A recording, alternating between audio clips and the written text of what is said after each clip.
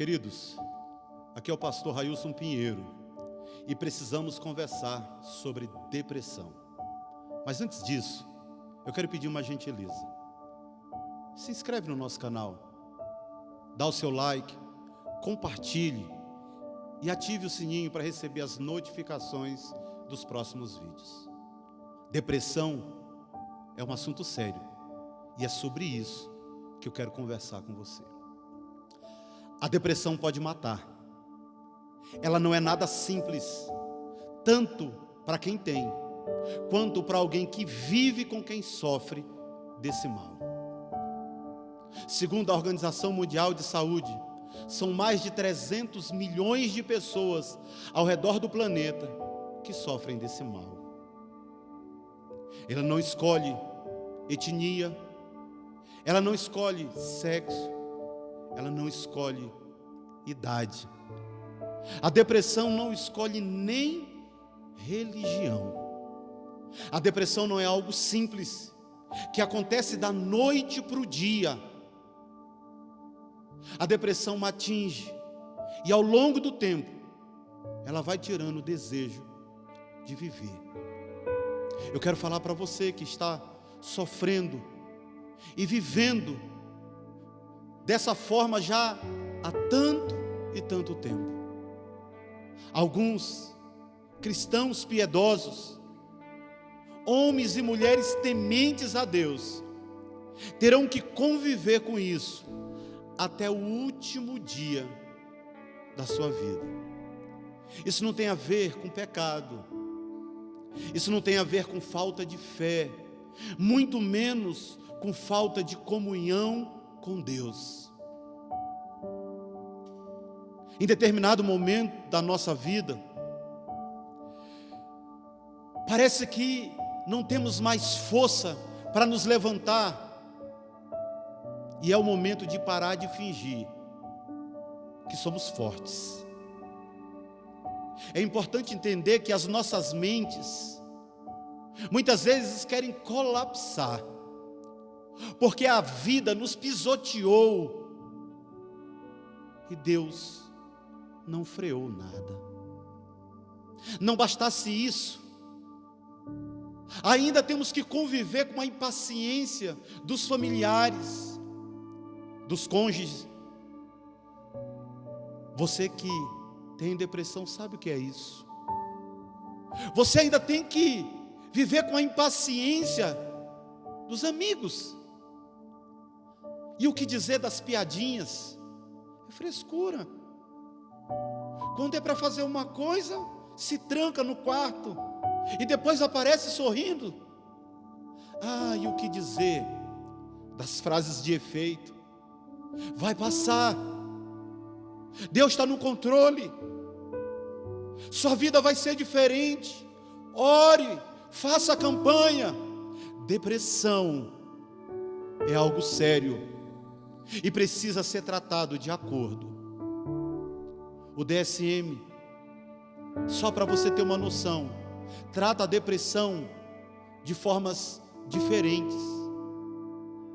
Temos episódios depressivos, temos transtorno depressivo maior, transtorno bipolar, distimia, depressão sazonal, depressão atípica, depressão pós-parto. Isso não é simples, é só para você entender que esse assunto é algo muito sério. Nós vamos ler um texto da Bíblia para respaldar aquilo que nós estamos falando. É um texto bem conhecido, que se encontra no primeiro livro dos Reis, capítulo 19, fala sobre o profeta Elias. Mais uma vez eu reitero que a Bíblia é um livro para além do seu tempo, e você vai entender o que eu estou dizendo no final dessa mensagem. Diz assim a palavra de Deus, no primeiro livro dos Reis, capítulo 19, versículo 1. Ora, Acabe contou a Jezabel tudo o que Elias tinha feito, e como havia matado todos aqueles profetas à espada.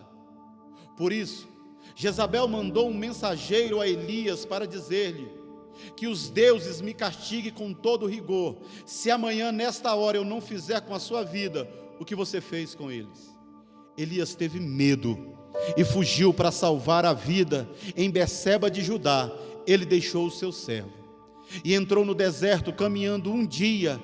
Chegou a um pé de giesta, sentou-se debaixo dele e orou, pedindo a morte. Já tive o bastante, Senhor, tira a minha vida, não sou melhor do que os meus antepassados. Depois se deitou debaixo da árvore e dormiu. De repente, o anjo tocou nele e disse: levante-se e coma. Ele olhou ao redor, e ali junto à sua cabeça havia um pão assado sobre as brasas quentes e um jarro de água. Ele comeu, bebeu e deitou-se de novo. O anjo do Senhor voltou, tocou nele e disse: levanta-se e coma, pois a sua viagem será muito longa. Depressão é um caminho longo a ser percorrido. Não se resolve com 3 passos, não se resolve com 3 decisões. É um caminho longo, mas continua a palavra de Deus. Então ele se levantou, comeu e bebeu, fortalecido com aquela comida. Viajou 40 dias e 40 noites até chegar a Horebe, o monte de Deus. O Senhor aparece a Elias. Ali entrou numa caverna e passou a noite. E a palavra do Senhor veio a ele: o que você está fazendo aqui, Elias? Ele respondeu: tenho sido muito zeloso pelo Senhor, o Deus dos exércitos. Os israelitas rejeitaram a tua aliança, quebraram os teus altares e mataram os teus profetas à espada. Sou o único que sobrou e agora também estão procurando matar-me. O Senhor lhe disse: saia, fique no monte na presença do Senhor, pois o Senhor vai passar. Então veio um vento fortíssimo que separou os montes, esmigalhou as rochas diante do Senhor, mas o Senhor não estava no vento. Depois do vento houve um terremoto, mas o Senhor não estava no terremoto. Depois do terremoto houve um fogo, mas o Senhor não estava nele. E depois do fogo houve o murmúrio de uma brisa suave. Quando Elias ouviu, puxou a capa para cobrir o rosto, saiu e ficou à entrada da caverna. E uma voz lhe perguntou: o que está fazendo, Elias? Ele respondeu: tenho sido muito zeloso pelo Senhor, o Deus dos exércitos. Os israelitas rejeitaram a tua aliança, quebraram os teus altares e mataram os teus profetas à espada. Sou o único que sobrou e agora também estão procurando matar-me. O Senhor lhe disse: volte pelo caminho por onde veio e vá para o deserto de Damasco. Chegando lá, unja Azael como rei da Síria. Unja também Jeú, filho de Nice, como rei de Israel, e unja Eliseu, filho de Safate, de Abel-Meolá, para suceder você como profeta. Jeú matará todo aquele que escapar da espada de Hazael, e Eliseu matará todo aquele que escapar da espada de Jeú. No entanto, fiz soprar 7.000 em Israel, todos aqueles cujos joelhos não se inclinaram diante de Baal, e todos aqueles cujas bocas não o beijaram. Então Elias saiu e lá encontrou Eliseu, filho de Zafate. Ele estava arando com 12 parelhas de bois e conduzindo a 12ª parelha. Elias o alcançou e lançou a sua capa sobre ele. Até aqui. Que o Senhor nos abençoe. A história desse profeta começa antes desse episódio. Como eu disse, a depressão não é algo simples que acontece da noite para o dia. Vamos relembrar a história desse moço, a história desse profeta. O capítulo 17 vai trazer algo muito importante a respeito dele. ele se levanta como homem de Deus e profetiza uma grande seca que ia acontecer naquela região. No capítulo 18, ele luta no Monte Carmelo contra todos os profetas de Baal e os vence, o que vai culminar na ameaça do capítulo 19. No capítulo 19, a notícia chega então àquela mulher e ela desfere uma ameaça e ele, temendo pela própria vida, como que se fosse um gatilho, ele foge. O episódio que envolve Nabote já no capítulo 21, onde a família real mais uma vez se depara, e mais uma vez Elias tem que enfrentar aquela família.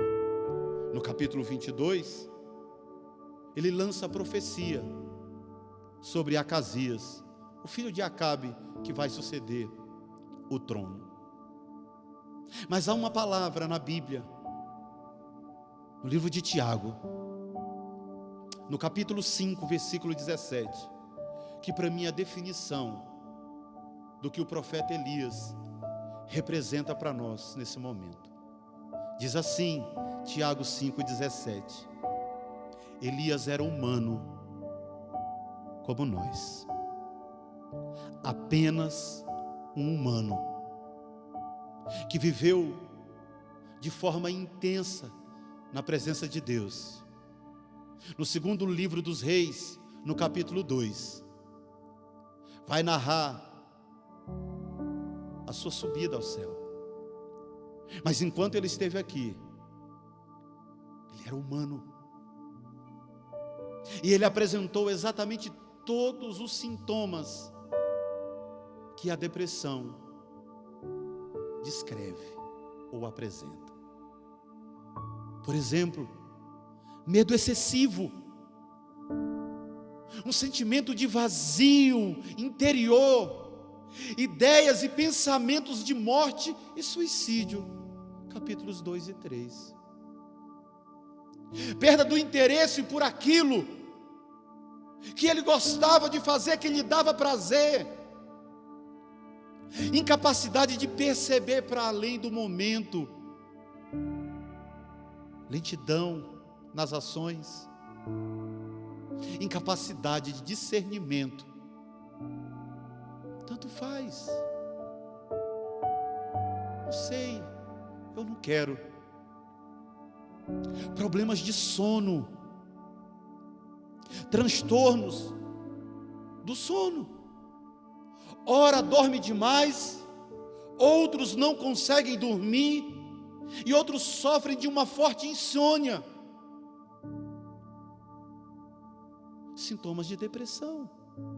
Não bastasse isso, tem transtornos alimentares, ou come excessivamente, ou não come nada.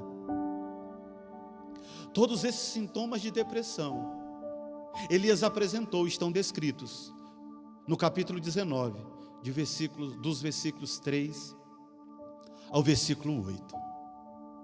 Como eu disse no início, a Bíblia é um livro para além do seu tempo. E Jesus então se apresenta, o Senhor então se apresenta, o nosso Deus então se apresenta diante do profeta, para tratá-lo, para conversar com ele. E agora as coisas se invertem. O que leva Elias para Horebe, para aquela caverna, o capítulo 3 vai dizer, o versículo 2 e 3 vai dizer que foi o medo. Jezabel o ameaça, e aquele sentimento de medo o faz fugir. Mas quando ele chega diante de Deus, ele então apresenta a verdadeira queixa, o verdadeiro problema, aquilo que o incomodava. E os versículos 10 e o versículo 14 trazem exatamente, e note a ordem dos fatos, tanto no versículo 10 quanto no versículo 14, perceba a ordem dos fatos. Primeiro ele diz: tenho sido muito zeloso, sempre eu e eu, Segundo, os israelitas rejeitaram tua palavra, eles e tu. Quebraram tua aliança e teus altares. Mataram teus profetas. Só sobrou eu. E agora, por último, a sexta queixa: querem me matar. Quando ele sai com medo, ele sai dizendo: vão me matar, e foge. Mas diante de Deus, ele revela exatamente o que levou, e mostra que o medo da morte foi apenas o gatilho que disparou todos esses sintomas. Como Deus o tratou, como Deus cuidou desse homem. E essa palavra então é para você. Eu não quero aqui dizer ou ser prepotente em achar que apenas tomando essas decisões você vai vencer. Como eu li no texto, é uma caminhada longa. Terão dias de alegria, de euforia. Terão dias que você vai se sentir como se já tivesse percorrido toda essa estrada. Mas haverá dias de paradas, de noites escuras, de lágrimas, de solidão. Como Deus tratou esse homem, como Deus nos ensina a lidar com as aflições da vida, e com essa de hoje, a depressão. A primeira coisa que o Senhor tratou foi o pensamento, mudança de pensamento. A primeira estratégia para lidar com esse mal é a mudança de pensamento. Eu não estou dizendo que é fácil. Versículos de 11 a 12 vai mostrar exatamente isso. Deus usa a estratégia de se mostrar, e aí vai acontecendo, e vem um terremoto, e vem um vento, e vem um fogo, tudo em grandes proporções, mas em nada disso Deus estava. E depois vem uma brisa e Deus se apresenta. O que é que o Senhor queria mostrar? Para você que está me ouvindo, para você que está me assistindo, entenda uma coisa: as mudanças que você precisa não começam com grandes ações, mas com pequenas ações. A paz que você procura começa com uma mudança de cada vez. Você já tem lidado com essa enfermidade durante tantos e tantos anos. Quantas vezes você entrou, talvez num culto, se sentiu bem, mas do meio do culto para frente, uma tristeza sem explicação tomou conta da sua alma, e você se sente envergonhado porque está diante de Deus e não consegue superar isso. São sentimentos que ocupam a sua alma, são pensamentos que rodeiam e reverberam a sua mente. E aí vem culpa, desesperança, autocrítica. Eu não sirvo para nada, Deus não me ama, Ele esqueceu de mim. Às vezes temos que lidar com esses irmãos que ainda não entendem como essa patologia, essa psicopatologia é complexa. Mas Deus fala para ele algo: saia. A mudança de pensamento é um contra-ataque a pensamentos ruins. Cada vez que um pensamento ocupar a sua mente, como se você estivesse dizendo: sabe, eu não presto, eu sou culpado, sou eu que sou assim, a minha família está me deixando. Tente buscar o oposto desse pensamento, porque é isso que Deus está fazendo com Elias naquela caverna. Estão querendo me matar, estão querendo acabar com o meu propósito. Eu quero viver isolado, eu não quero mais ter comunhão. E o Senhor: peraí, uma coisa de cada vez. Mas em segundo lugar, ou a segunda mudança que Deus trata com o profeta Elias, é uma mudança de percepção visual. E o que é isso? É a capacidade de receber através dos sentidos, das imagens, dos sons, das impressões, das sensações externas. Ou seja, é uma capacidade psíquica que permite captar e elaborar e interpretar as informações que vêm do meio. Até aquele momento, por causa da depressão, o profeta só enxergava aquele episódio: medo, isolamento, lentidão, vontade de dormir, sintomas típicos. Mas agora Deus o confronta, e Deus está dizendo: tira essa visão da situação, tira a visão do episódio, comece a olhar um pouco mais adiante, comece a olhar para todo o contexto. E é nesse momento em que Deus o confronta, quando a visão começa a ser ampliada, saindo do quarto escuro, saindo da caverna, agora a visão se amplia, e Deus diz: olha, sai, e olha para todo o contexto, e Ele mais uma vez pergunta: o que você está fazendo aqui? Isso não tem a ver com geografia, isso tem a ver com estado emocional. E essa é uma palavra para você que está me assistindo. O que você está fazendo nesse quarto escuro? O que você está fazendo nesse estado emocional? Está na hora de você perceber quem você é, ampliar a sua percepção e entender que essa condição que você está vivendo nesse momento não define quem você é. Você é muito mais que esse episódio depressivo. Você vale mais do que esse episódio depressivo. Não se entristeça mais. Lute contra isso e se alegre pelas coisas boas da vida. Olhe para todas as coisas que já aconteceram com você. Talvez não tenha sido o primeiro episódio que você enfrentou, talvez não seja nem o último, mas uma coisa é certa: amplie a sua visão, levante a sua cabeça e continue lutando, porque foi isso que Deus tratou com Elias.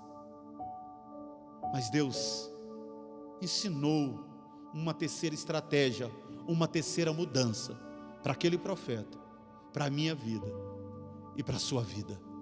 Mudança de comportamento. Mude o pensamento, mude a visão, mude o comportamento. Dos versículos 15 a 16, o Senhor olha para ele e diz: volta pelo caminho. O que isso nos ensina?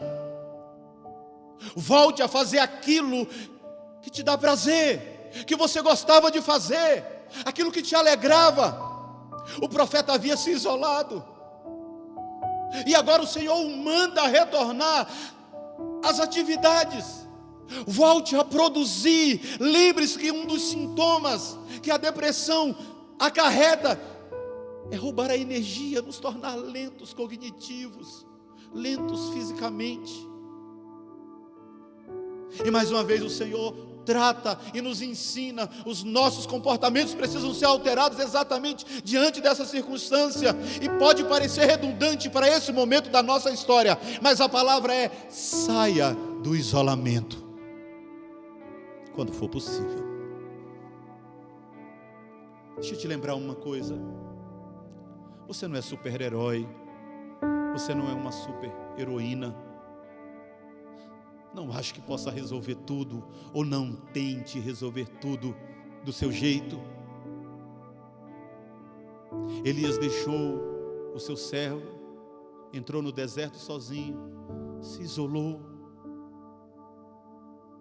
nem percebeu que um anjo o visitava, apenas comeu, dormiu.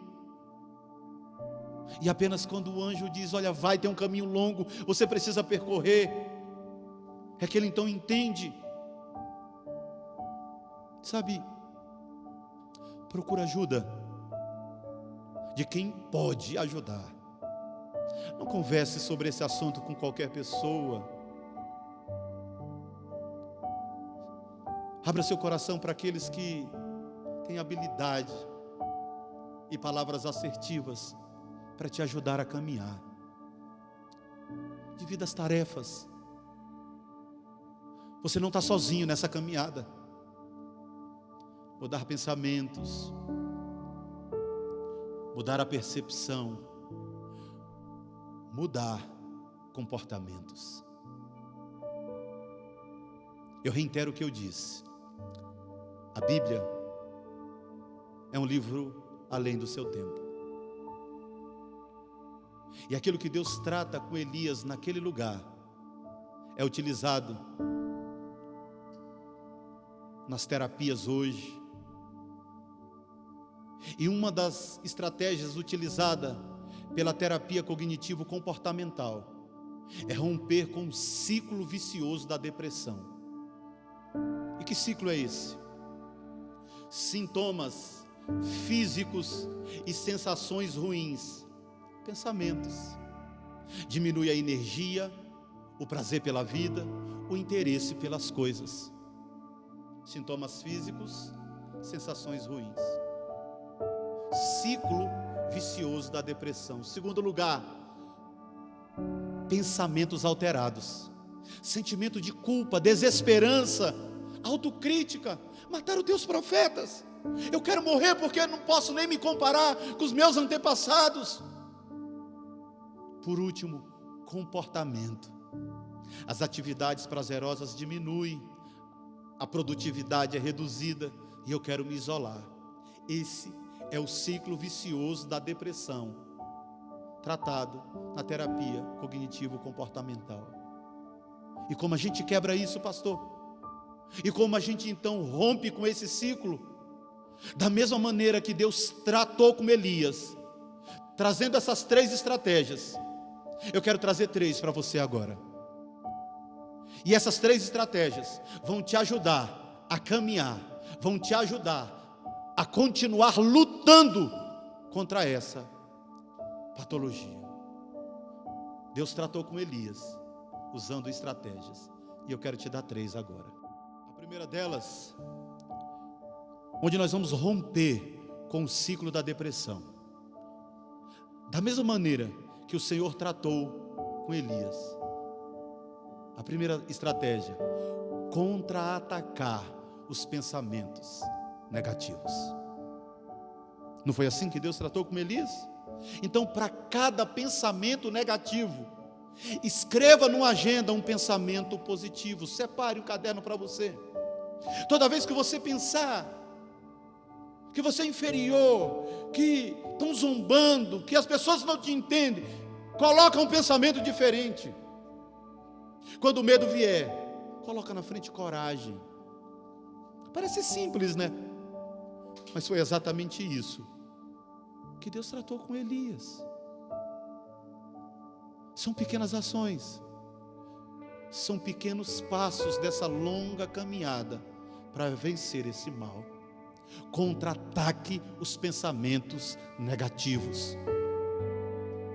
Em segundo lugar, anote coisas positivas que aconteceram durante o dia. Sabe qual é o propósito disso? Modificar a sua atenção. Lembra? Percepção visual.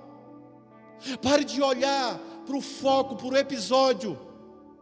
Comece a modificar a sua atenção. Ao invés de ficar trancado no seu quarto escuro, ao invés de ficar trancado nessa prisão sem muros, comece a focar sua percepção em situações que possam te levantar e te ajudar a continuar caminhando. Lembre-se, o caminho é longo.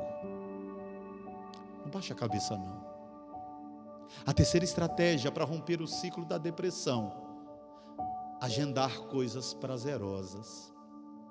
Marque na sua agenda uma atividade prazerosa por dia. Coisas que você gostava de fazer antes de tudo isso.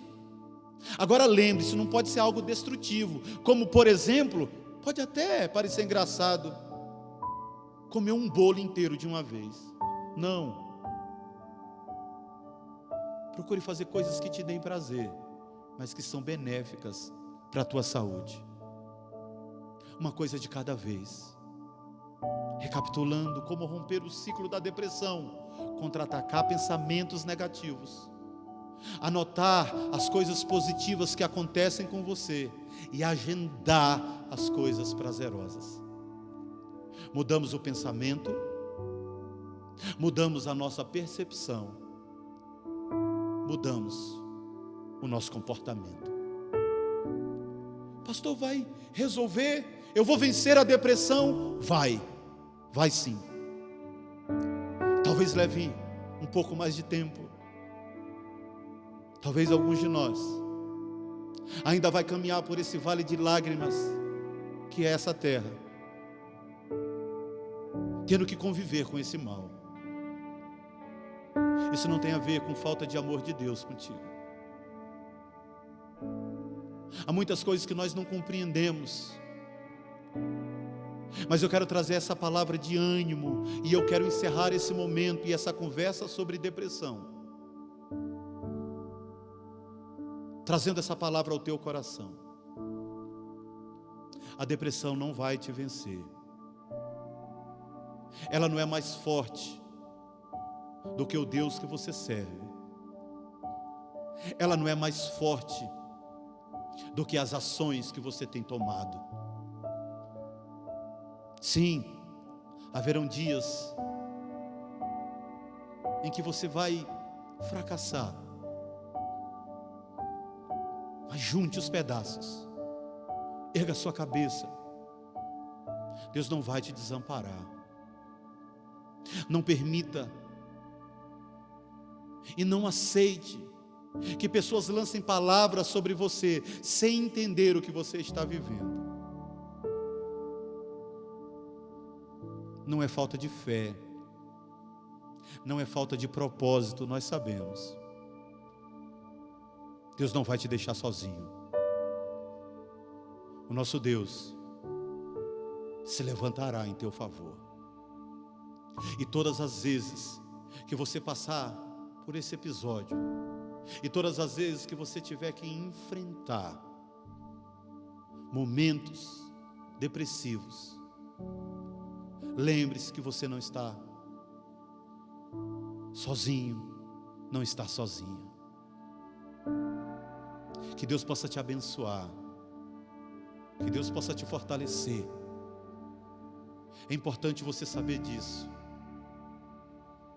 Aquilo que está prescrito pelo especialista, por aquele que tem te acompanhado, siga.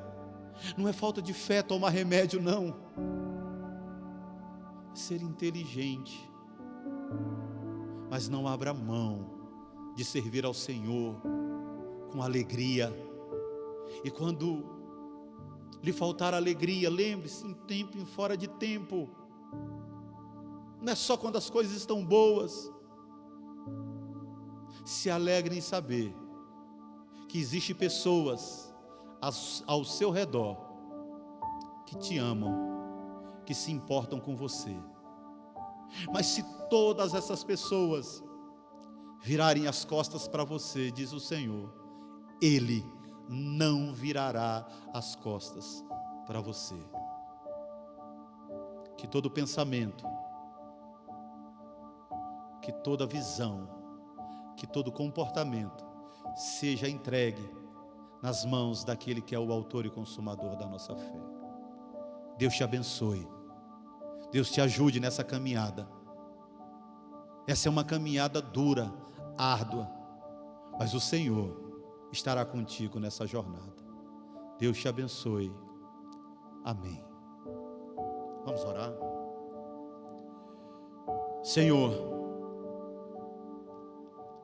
eu tenho a consciência, Pai, que muitos daqueles que estão me ouvindo e me assistindo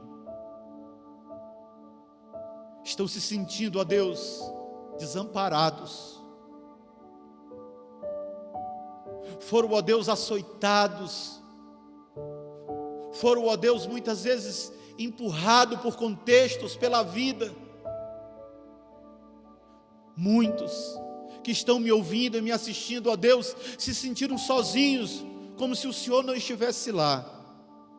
Mas eu sei, eu creio que o Senhor nunca os deixou sozinhos.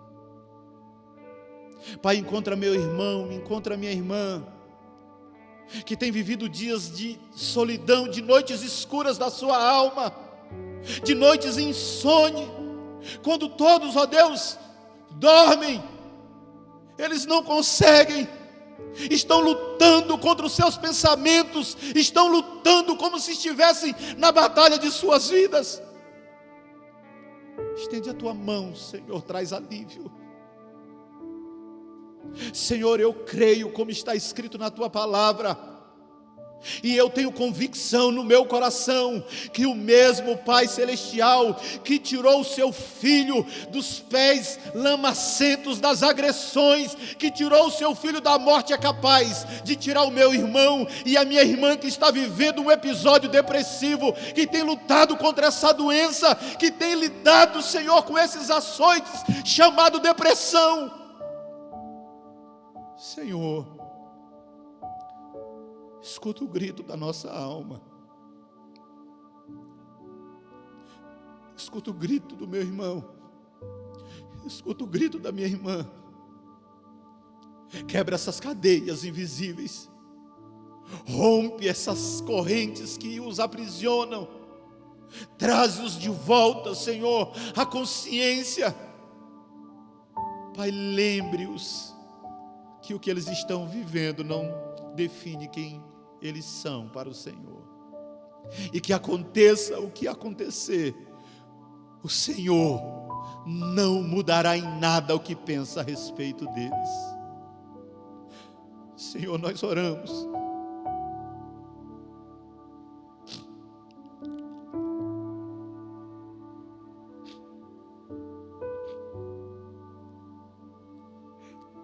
oramos porque reconhecemos que somos frágeis.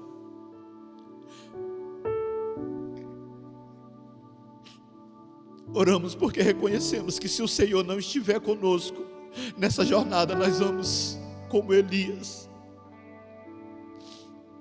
pensar em desistir. Tira-nos dessa caverna, Senhor.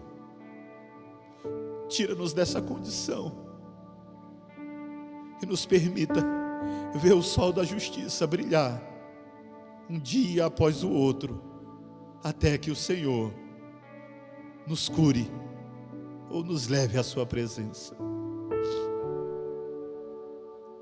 Oramos em nome de Jesus.